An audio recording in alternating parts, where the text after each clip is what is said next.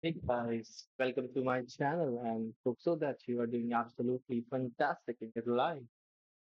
I'm also doing great because I'm preparing myself for the PMB examination, which is on 25th of October.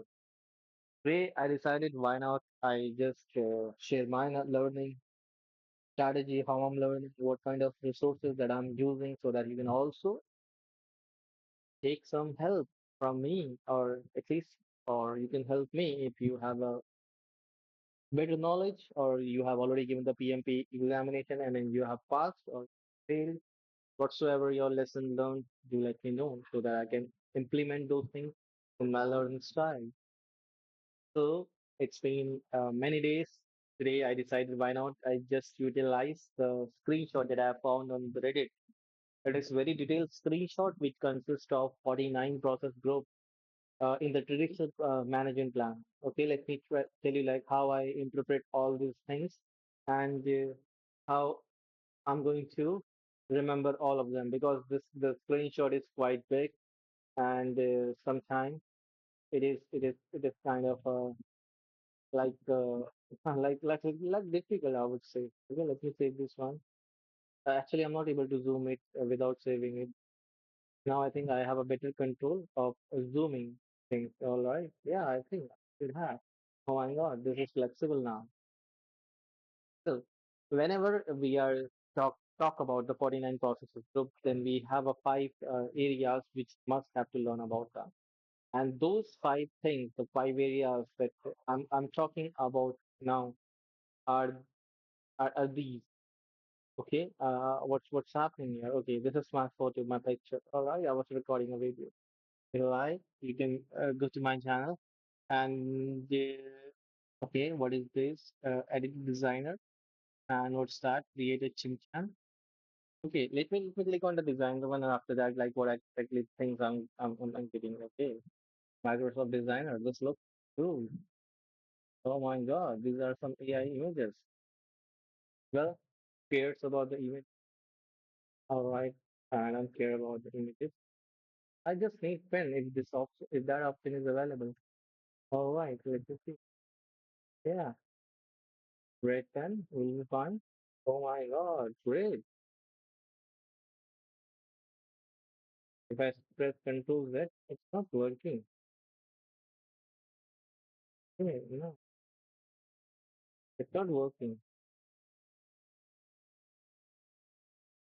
Check the browser. Why not? Why not? It's working. It is behaving like a hell.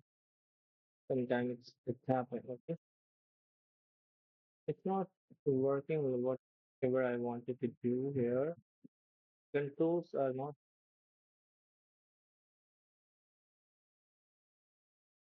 I don't know what's that. Okay, let me close this up. Now, as usual, I go. Let me go here. Okay, this is fine.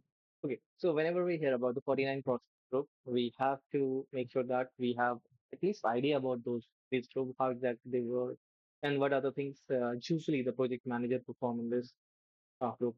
The first thing is that the initiating one. Initiating consists of the two key important area. One is that this one, the develop project charter, where we have to develop a project charter and the project manager will come. Maybe he's a part of your internal organization or he may be hired from outside of the organization. Either the both of the cases.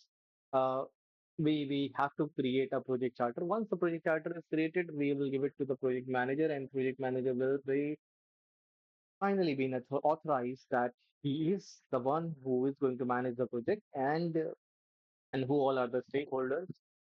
Like it's a kind of a authorized legal document which is carry uh, carry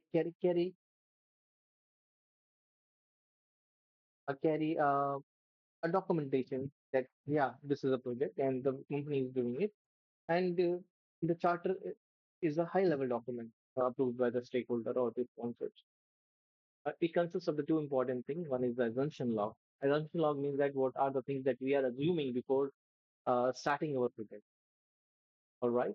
And the another part here is that in initiating the parallel, the one more thing is happening while we're creating a project charter.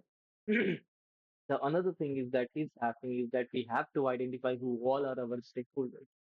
Means that stakeholder are the people who are going to help us in our project, or maybe who are not going to be benefited by our project or create a negative impact in our project. So stakeholders are the ones who are being impacted with this project or perceived to be impacted. So those who all are a stakeholder, right? So now, coming back to the part in integration management, we have the first thing is that to integrate the project charter, and after that we have to identify the stakeholder. For that we have a, I believe that we have a stakeholder registers and all these things. I don't know, like the names are written here, but yeah. All right, the names are not there, but yeah, still all right, fine. Coming to the second part is the planning stage. Planning initiating means that the things what we have to do in planning, how we are going to do it. So what are the plan? What are where are the rule book? What we have to do first? What we have to do next? So there is supposed to be a rule book according to which we are going to work. So what are those rules? What are those sequences? What are the things that we are going to do first, and we need to avoid? What are the structures and everything? Everything we have to make a plan in advance. Randomly, we are not going to pick something and going to do that thing, and after that, we will say that, oh my God, this is what we have done. This is not what we have planned. Simply, a very simple way. Now, in the planning phase, there is an integration part where we have developed the project management plan, the plan for everything, how we are going to execute, how we are going to monitor, and everything. So this is the project management plan that we are going to develop, and after that, the outcome of this is the project management plan. All right. So once we will have it consists of several other things like scope, schedule, cost, quality, resource, communication, risk, procurement, stakeholder. In this part, we have a plan, scope management. The first, what we have to do is scope is something. What are the thing exactly we have to do? It doesn't mean that, for example, I'm working on a project of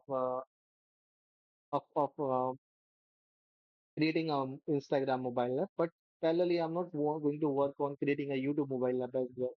So the YouTube mobile app is a very different part, and the Instagram mobile app is a very different thing. So what exactly in our scope, what is the out of scope is defined by the scope management plan. It consists of we are going to collect all the requirements, what we have to do, and we will then define the scope. This is what we are going to do. And after that, what we are going to do, we are going to create a work breakdown structure. All right. So, so, so which means that we are going to not going to do the complete work at one of the time. We will just break it down to a smaller chunks, and after that, we will start working on. This is how we are going to work on our work breakdown structure.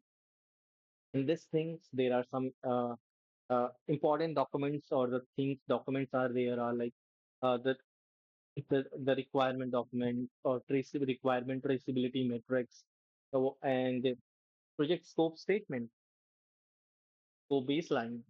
So these are the couple of documents that we have to master, so that they are the potential that can come in our exam.